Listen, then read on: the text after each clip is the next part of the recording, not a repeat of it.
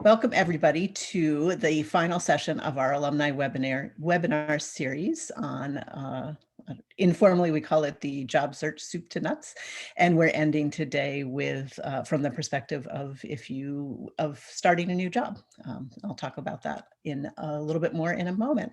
I'm Christine Valenza Shin, I'm class of '84, and I'm the Associate Dean for Beyond Barnard. And a warm welcome to everybody who's joining us for the first time today, and a welcome back to anybody who's joining us or viewing later. If you've been dropping in and out of the series or been here for all 8 weeks, everyone is welcome.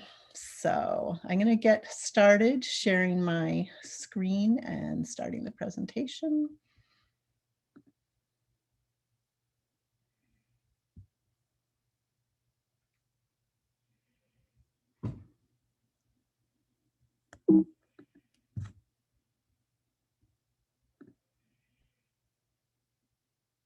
Great. So our weekly reminder that this is part of our larger conversation for the summer colloquium, which is drawing to an end in the next week or two. And we here at Barnard are already turning our sights to planning the fall semester and welcoming students back to campus and getting ready for that major transition, which is a transition every year, but of course, especially significant this year as we come back to campus and something resembling normal. We'll see if COVID cooperates. Our topic today here in this final session of our summer series is growing your worth, managing your ongoing professional development.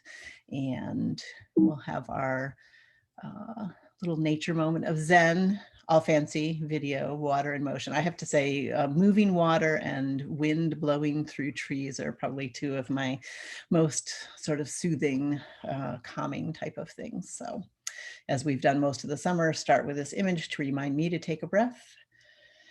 And all of us to focus for a second as we talk about our topic for today. So here we are 8 weeks later. Either you've been here all along, you're jumping in now, or you've been watching regularly or sporadically the recordings afterwards. I realize people are in a number of different situations. You may be at this point thinking ahead. You may already be looking for a new job or about to launch a job search. And so, a lot of what we talk about today would be mostly in the context of thinking ahead to when you get your new job. But for those of you who aren't actively job seeking, today's topic and today's suggestions might make most sense just in the context of, you're in whatever your current situation is, how to take best advantage of it in terms of professional development and positioning yourself for when you do launch the job search or start exploring options. And then, there may be, again, many of you who aren't going anywhere at this point, but are simply looking ahead to what's next. And so hopefully today's suggestions and ideas, both from me, and I encourage you to share your own either during the presentation or at the end. Hopefully they'll be helpful. Most of the presentation is sort of focused around the first bullet, sort of following the line through that we started at the beginning of, all the way through rewriting, updating your resume, to preparing for an interview, to negotiating your salary. And this is sort of the logical conclusion of a successful job search is, thinking about what you can do as you get started in the new job.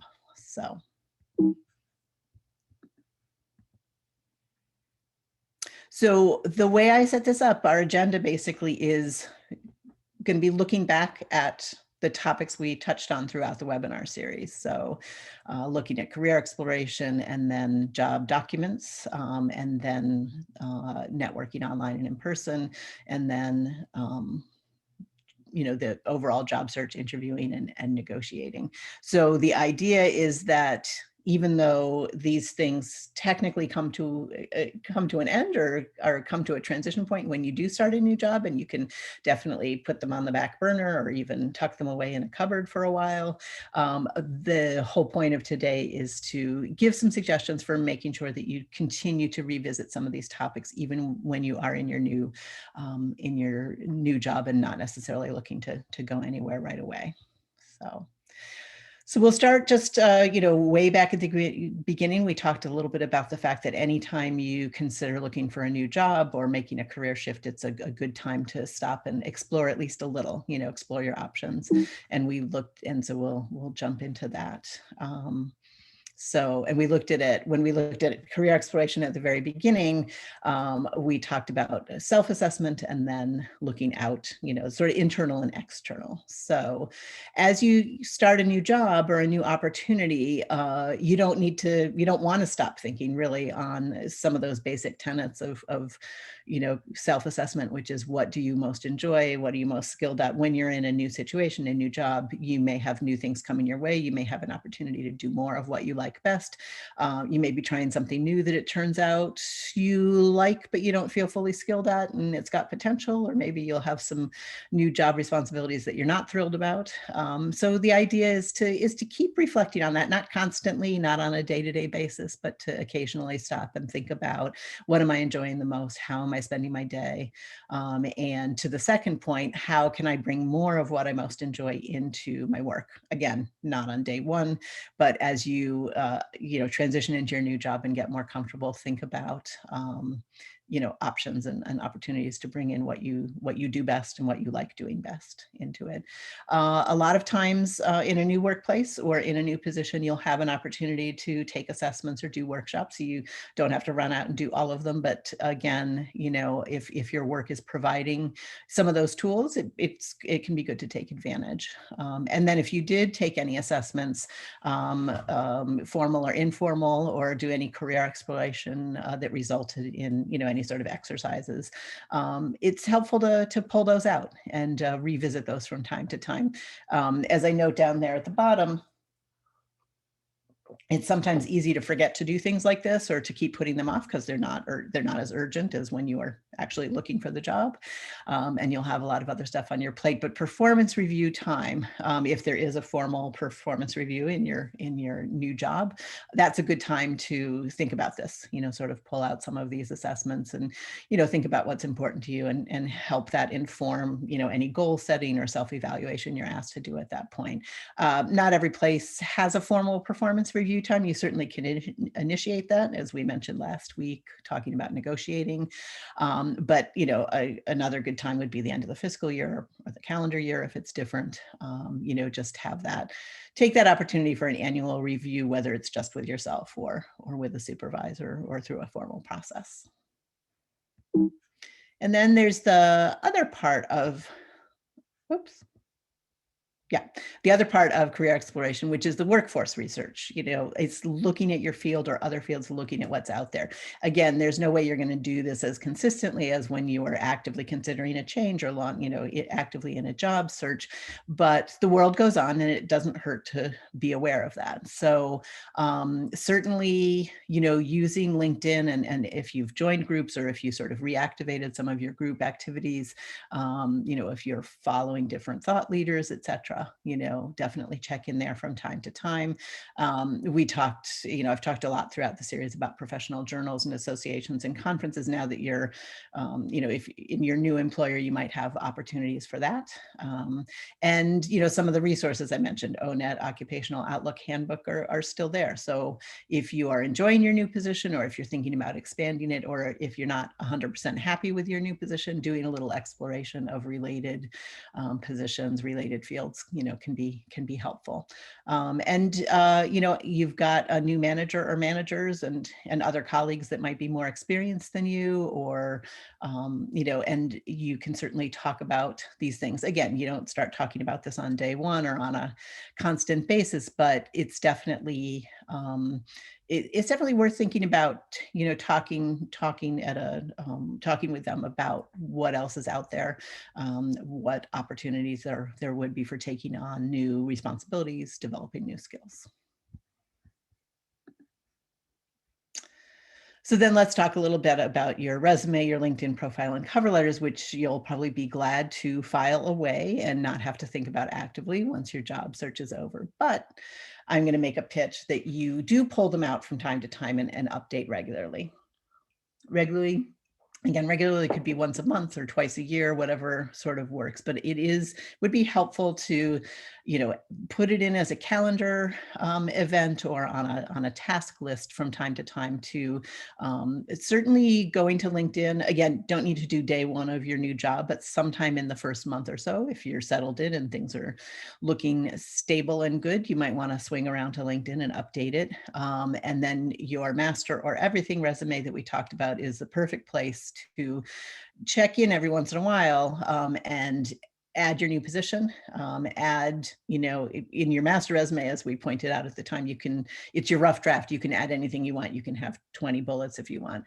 The idea is to capture in an informal but accurate way new things that you're doing, any quantification, any special accomplishments, you want to sort of fill that in. And then later, if you need to produce a more targeted resume, if you're asked for it in any context, or if you do begin down the road looking for another position, you've got a lot of that good concrete information already in your master resume, which makes it a little easier to update the more targeted one that goes out to various audiences.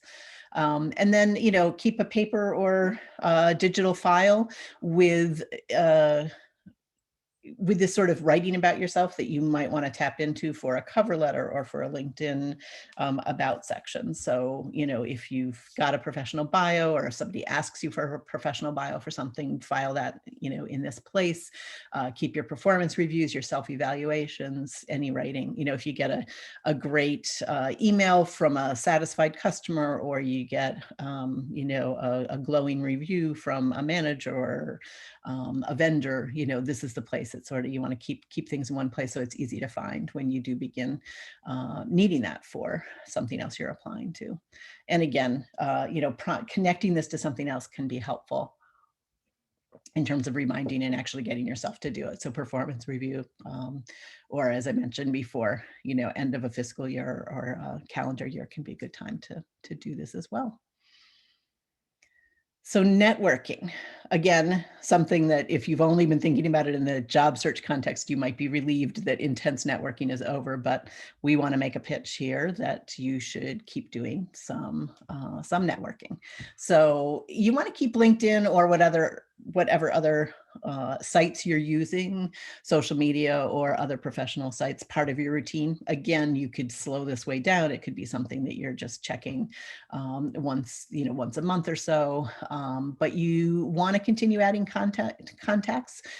You don't need to rush out and connect to all of your new colleagues, but a month or two down the road, you could connect to a couple that you've been working closely with, or and can continue looking for contacts, of course, outside of work. And use that we talked in the networking session about organic moments for connecting to people. One great thing, as I mentioned at the time, is once you are settled in a new job, it's a great time to circle back to references or to people that you had informational interviews or whom you asked to connect or refer you to something. It's always nice to send that personal note, let them know that you have settled into a new position, and thank them again for their help. So, but even outside of the context of a job search, your LinkedIn, as we pointed out at the time, it's not just for a job search or business opportunity, your own business opportunity type thing, but it can be a place for seeing what people are up to, or sharing an article, or just jumping into a discussion group. So, and one thing to be sort of checking out as you start your job is to ask or notice if there's other social media platforms that your organization or field uses. Is everybody on Instagram? Is there a company Instagram? Is everybody on Twitter, following certain people or resources on Twitter? And again, just because this exists doesn't mean you have to jump into that, but it's worth considering. Where are people communicating? Where are people connecting? This never eat lunch alone, it comes from one of the first networking sessions that one of the first how-to network sessions that I attended when I made my career shift into career advising. And it was an absolute declaration that you should never eat lunch alone, not on any day. I think for a lot of people, that's a little daunting, the idea that you would, interact at every meal. But it is and it doesn't have to be lunch, it could be after work or something else. But the concept is a good one, which is to push yourself to have these less formal interactions with colleagues and other people. So very often when you start somewhere new, it's been a little weird in the age of COVID. If we've all had, a lot of us have had colleagues onboarded and we haven't met them in person yet. You yourself might have onboarded and not had a chance to meet in person, but when the opportunity comes to connect, if there is something online, or as we start, as well, some people never left, but as more people continue to move back into the office or work setting, say yes if people ask you as the new person, to join in. You don't have to say yes to everything and meet each person individually, but as the opportunities arise. And then, soon enough, especially in the current market, with there being a lot of transitions going on, you'll probably not be the newest person for very long. And so you can then invite one of your newer colleagues. And as somebody who's just onboarded, you'll have that particular insight. So, and then I always mention this last point because, you all know Barnard. It's a relatively small college, relatively small place. And yet in this modern age, and obviously, in this last year, it's possible to go for months or even years with only an email correspondence with somebody on the other side of campus or somebody in an office that you work closely with. So every once in a while, thinking about what does this person actually look like? And again, when you're back, if you're back, when you're back in person, to connect other ways, talk to them on the phone, set up a Zoom chat, or go by in person and get a look at that, sort of whole person and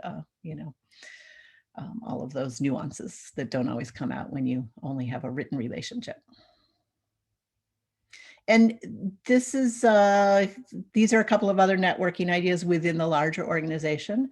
Many workplaces in recent years have stepped up both formal and informal networks and affinity groups. These can often be around different identity groups, whether it's women or ethnic and racial identities, age groups. There's a whole, there's varying degrees of this, but it is something that's, definitely been a trend in recent years. And so it's off, and again, you don't have to, all of this is voluntary. You don't have to join this, but it's helpful to know if they exist. I don't know if every place is like higher ed, but there's a lot of committees, there's a lot of task forces.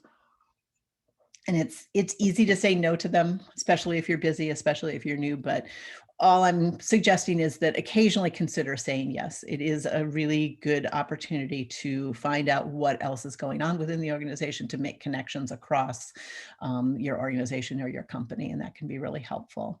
And this last tip comes from a former colleague of mine here at Barnard, who was interested in expanding her role, exploring what other possibilities were there. And so she would request and make time with some of the higher ups in different divisions. You obviously have to tread lightly here. Sometimes this can be, if you have a difficult manager, difficult in a variety of ways, or if this is kind of an impolitic thing to do, you don't need to be, just think about this. But again, don't hesitate too much, because it actually can be really valuable to talk to, say, the head of another team or the head of a different division, and just get perspective on the organization as a whole. Talk a little bit about what you're interested in, if you do have broader interests from the role you're immediately in. And, one way around, any weirdness about this would be to let your manager know that you're exploring. That's assuming that your manager will be supportive of that, which depends a lot, on the environment and how much room for growth and how much that's encouraged within an organization. And then outside of your company or organization, there's the field in general. We all, know that conferences exist. Hopefully some of you have been able to take advantage of that in the past. And, I've mentioned this from time to time, but, there are those big national conferences. Many of them have been virtual this year and therefore free or less expensive. If we do go back to, if in-person meetings and conferences become the norm, that the added expense of travel and the sort of large national nature can make them prohibitive. So take a look for smaller, shorter versions of the big annual conferences. Within your professional organizations and associations, especially if you've joined a new one, again, consider volunteer roles. It's always hard to tell people to do more, but and you want to think about what's the return on investment for your time and your energy. But again, it can really help develop connections, develop a broader view of what's going on in your field. So, and then Barnard, as we mentioned, very strong network.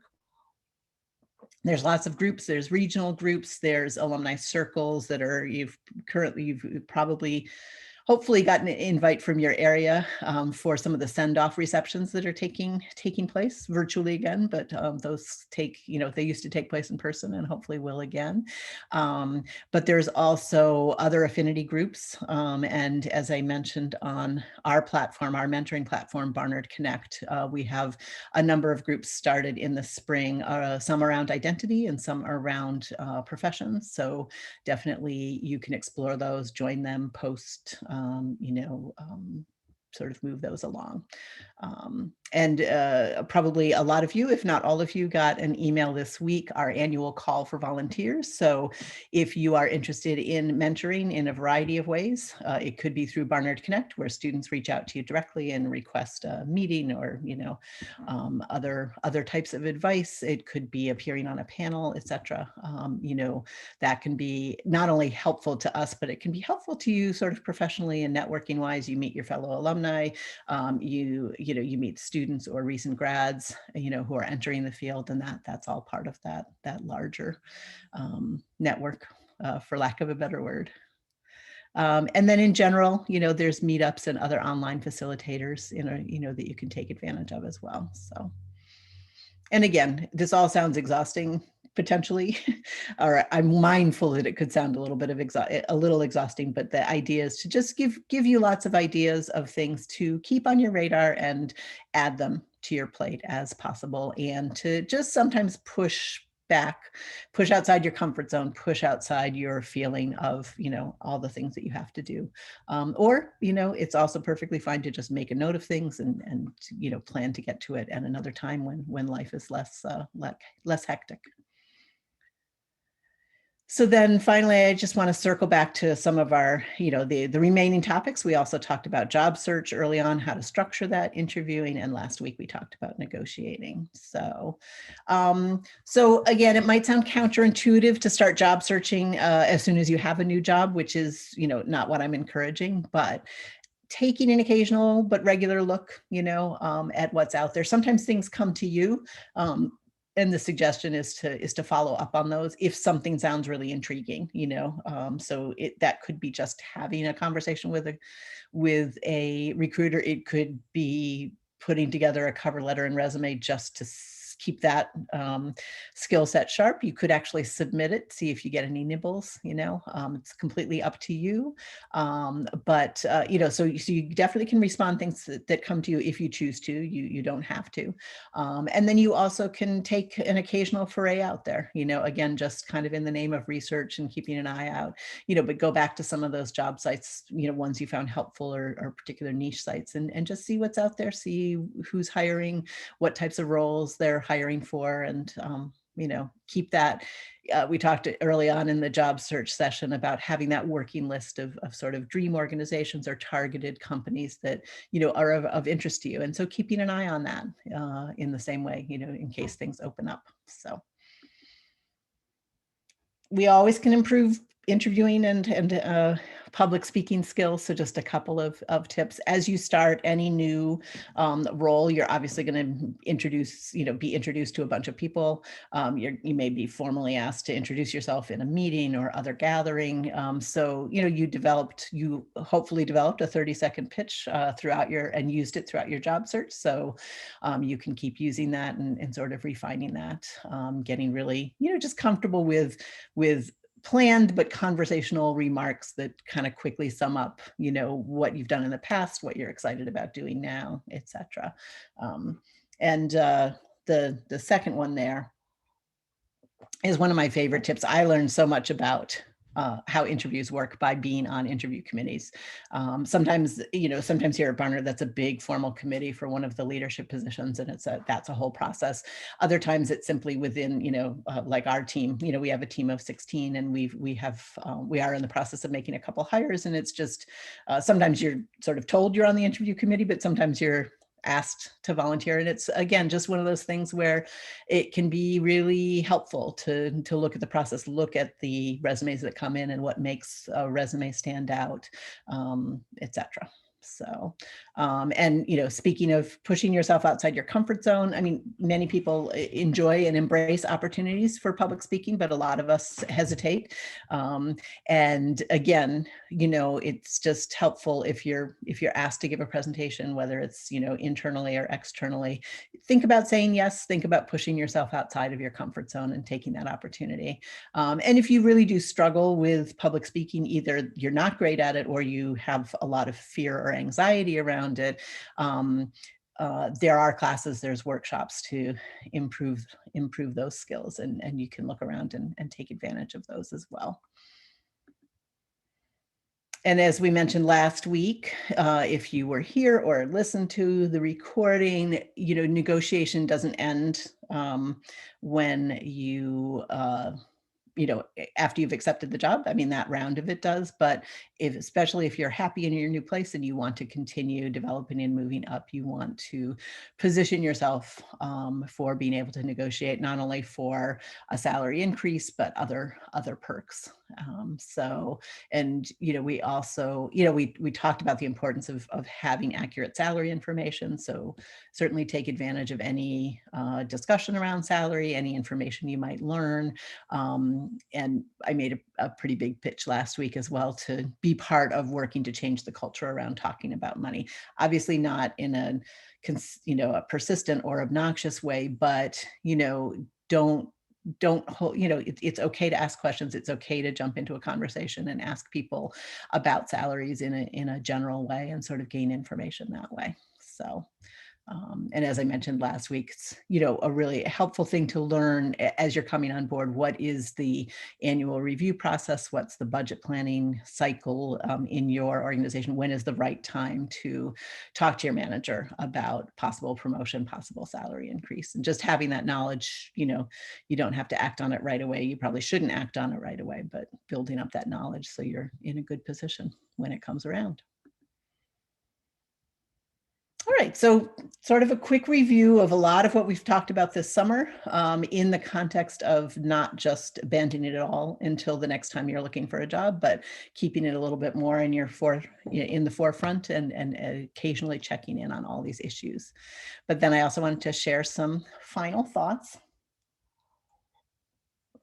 This list comes from a certification program I took down at NYU and one of the courses I took. And I just, it stuck with me. I thought this is a really interesting way to think about both during, we've talked a lot about during the job search, what you have control over, what you don't, but that sort of that concept, what we have control over, what we have less control over, that concept can, it continues once you're at a new place and as you're thinking about your future.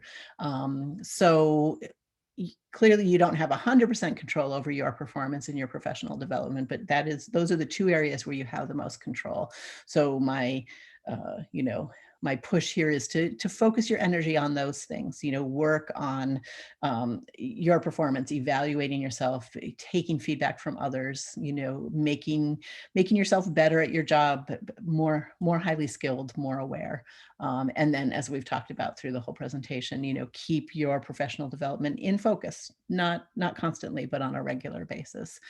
And then, thinking about a lot of these other things that can cause a lot of frustration, that can take a lot of our energy in managing, but sometimes just acknowledging that you don't have a lot of control, or you have less control over, so I'm sure some of you have had the experience, for instance, where this happened to me actually when I started in career development is, I came in thinking, reporting to one person, and she left, I think about 6 weeks after I started. And so all of a sudden I had a new manager.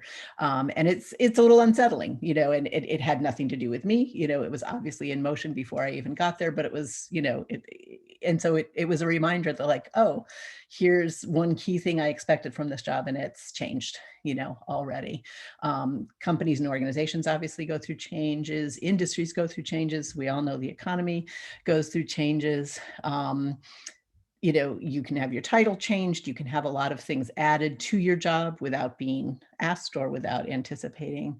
So there's a lot of things that you have less control over, which is not to say you have no control, and not to say that you don't do anything about, but just to sometimes that when you're feeling frustrated, when you're feeling unhappy, or even when you're just assessing, how am I liking this? Is this someplace I'm going to stay for a long time? Is this someplace I'm going to stay for a couple of years and get the gist of it and then move on? It can be helpful to sort of think about that. But I wanted to update this slide. And so I was thinking over the weekend a lot about what's going on out in the world, in our economy, in handling the pandemic and the resulting volatility that I've talked through a lot about. Throughout the series, I've mentioned a lot how there's just a lot going on out there. There's a lot of job demand. There's a lot of people changing positions. There's a lot of opportunity. There's a lot that's unsettled.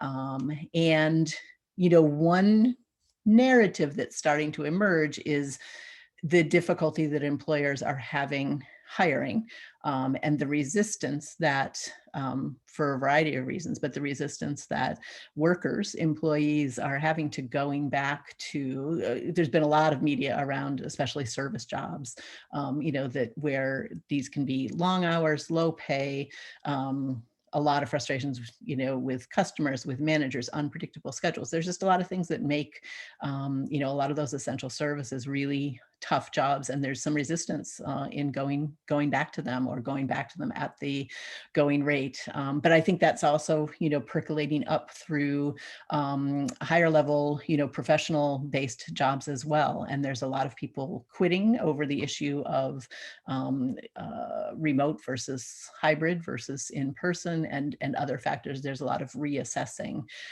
going on out there, both on employers' part and on employees' part, about work and what it looks like and what's important. So that's why I added this slide. There's an opportunity here for advocacy, both for yourself and for others. And so I sort of reposted the same list and said, if things are getting in the way of your performance or your professional development, it could be your actual company or organization that's stifling that. It could be a manager, it could be yourself, your personal circumstances, it could be systemic issues, to think about that. Think about what's getting in your way from doing your best job or doing the job you want to be doing, and think about this moment in time of working on your own, or even better yet, collectively, to push back on some of the things that are inhibiting you. And then, in this other list, some of these things you have less control over. The previous slide made it seem like you just kind of have to let go of and kind of accept what comes your way. But in this second slide, I'm trying to push back on that a little and say, hey, it's true that your manager could move on and you have no control over that, but you may have some input into who comes in next, or if somebody comes in with a different style that doesn't work for you, is there a way to push back on that, to have some difficult conversations, or to talk to some of your colleagues. So, in other words, look at what's going on, both for you individually, for other people as a group, and think about, is there an opportunity here to advocate for myself, to advocate for others? The idea behind all of this is to really, the whole presentation and these thoughts at the end, is to try and make your career development and advocacy, ongoing parts of your professional life. And if you do that, you're positioning yourself in the long term for dealing with the unexpected. And that can be both positive and negative. I mean, we've been through a period of time where a lot of what's happened has felt negative, but there's also been, some positive developments, and some people have been asked to take on more, or asked to take on a different role. And if you've been thinking about some of the things we've been talking about, what you like doing best, where your best value lies, what's important to you, it puts you in a position, if a promotion comes your way, or another opportunity comes your way, or if something more negative, a furlough, a layoff, reorganization, it puts yourself in a better position to take advantage of that. With the overall goal being, the whole idea behind all of this is to give yourself and others options, right? So that you're in a slightly better position, the next time something unexpected rolls around. And of course, certainly, you're sort of the point of all of this is you're also actively planning for the expected, things that you would like to happen, things that you are planning to have happen, and are working more concretely towards. So.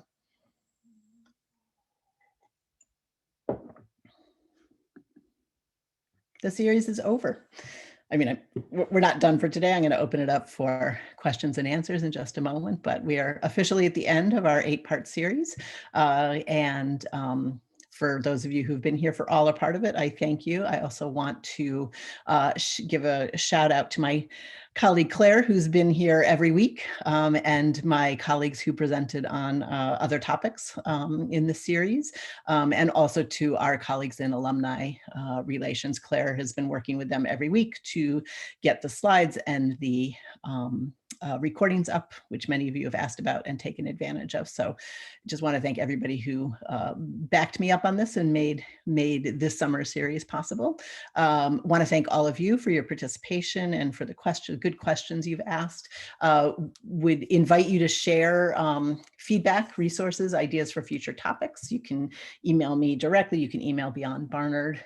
Let your fellow alumni. We've had quite a few people come in and say, hey, my friend told me about this. Where are the recordings? Can I register?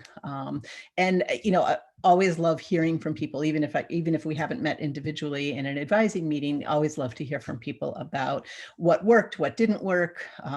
Did you make a shift? Did you find a new job? At any point, we're always happy to get that feedback and hear how things are going. And same invitation I've made every week to make an advising appointment now or later. If you've been on Handshake and you have an active account, you can just go there directly and make appointments. And if not, if you haven't heard of Handshake or you're unfamiliar with it, email us, and Claire, as well as some of my other colleagues, will help sort of walk you through that process of setting up the account and setting up an appointment. So I'm going to stop sharing and open up for questions and other thoughts. Let me take a quick look at the chat. Great. Catherine commented, focus your energy slide is a great reminder on reality and helpful to make decisions about professional next steps. Oh, thank you for that feedback. Great purposeful series. Repeat set of sessions during the academic year. That's an interesting question. I'm actually drafting a sort of overall plan for alumni offerings from Beyond Barnard. I used to run these sessions twice a year, once in the new year and once in the summer. So it's always a possibility that we would do it. But I've also been thinking about how, this is sort of kind of basic soup to nuts, but we might take a deeper dive into some particular topics. And we've done a number of events over the last couple couple of years co-sponsored with Alumni Relations about doing some of the deeper career exploration, career clarity type of work.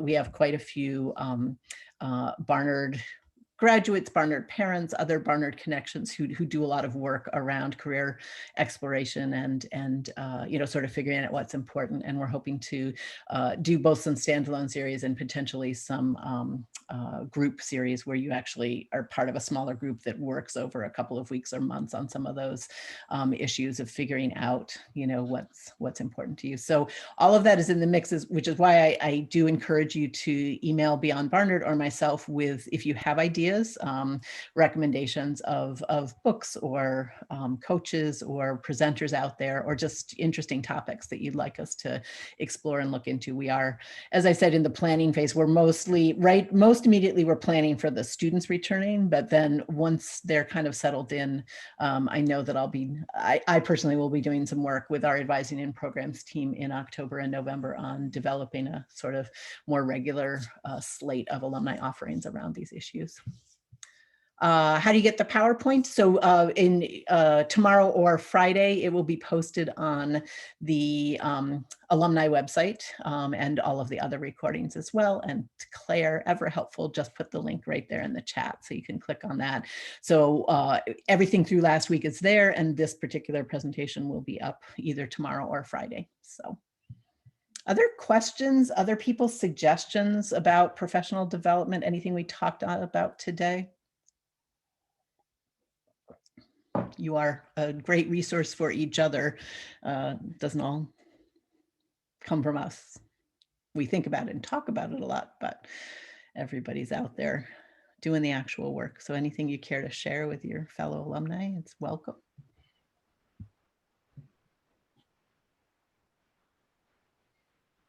Hi, Christine. It's Deborah Rivera, class of '88. Just nice to see you. Glad you're doing well. And thanks so much for helping us. I'm one of the regulars. So yes, we hear from you every once in a while, and we're always happy to. Yeah. I'm sorry that I was unable to make all of them. The ones that I was able to make were incredible and very, very useful. And you know that we need up-to-date information because this is an entirely different ball game now. So thank you. Yeah.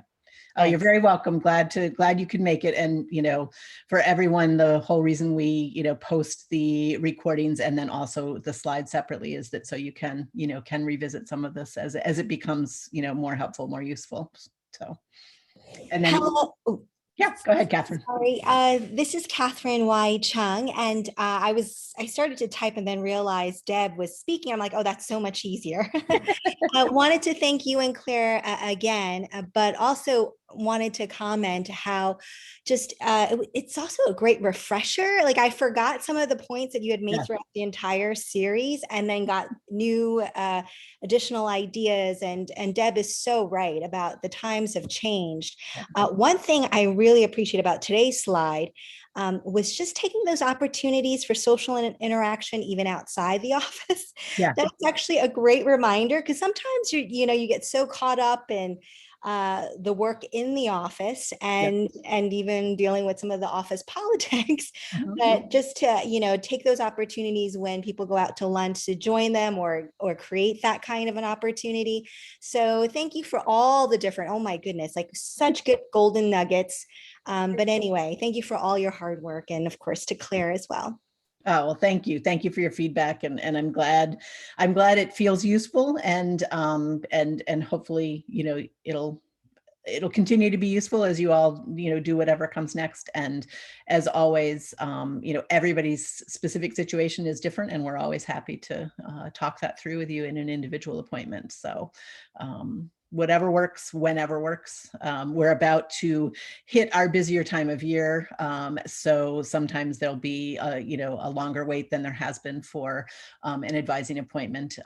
But be patient and take the first one available. And then if something time sensitive comes up, like an interview you're prepping for all of a sudden, or you get an offer and you want to talk through the negotiation, you can always email Beyond Barnard and ask for a more immediate appointment. It'll be shorter, but generally we can fit in a quick phone call. You can fill myself or one of my colleagues in on the offer and what you're worried about and what you're thinking. And, so we try and be as responsive to that as possible, as well as, keeping up up with the sort of ongoing advising schedule as it sort of experiences the ups and downs during the year in terms of demand.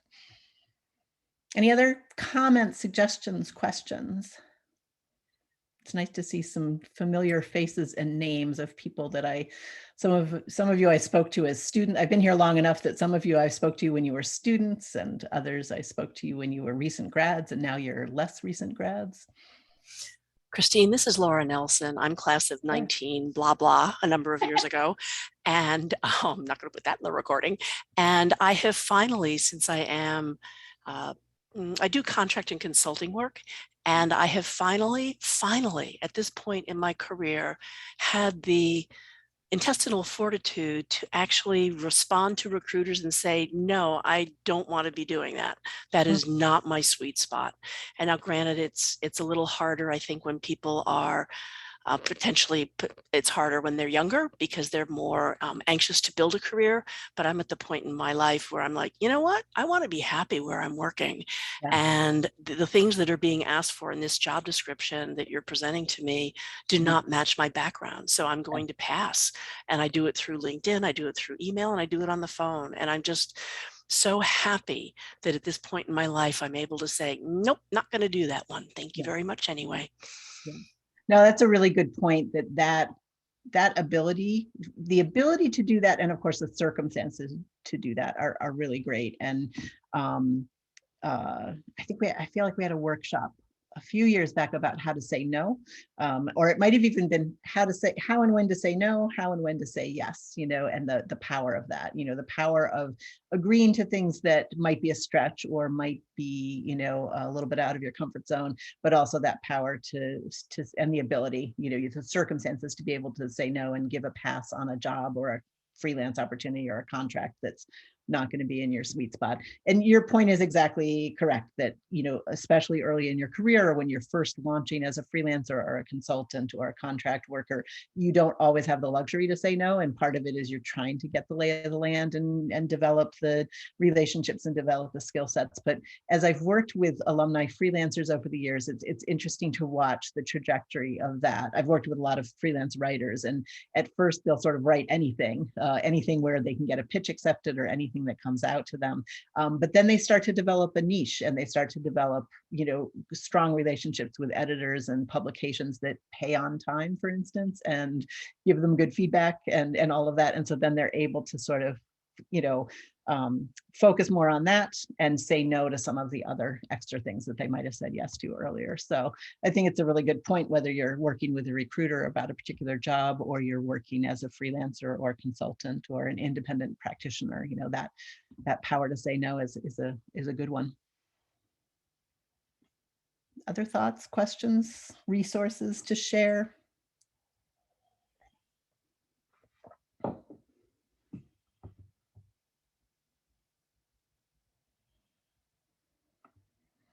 All right, well, I thank you all again. It's been a pleasure as always to hear from you, see your faces, get your feedback, meet with you individually, those of you who've taken advantage of that already. So I wish you all the best. Enjoy, if you get any downtime as the summer winds to an end, enjoy it. And I think, even those of you who don't work in academia, there's something about September that kind of is one of those, start of a new phase. So I hope you'll be able to sort of take advantage of that energy and whatever else is going on. And of course, our collective hope that COVID stays under control wherever you are, and the ability to move into a, some sort of normalcy. Hopefully that'll happen as well. So take care, everybody.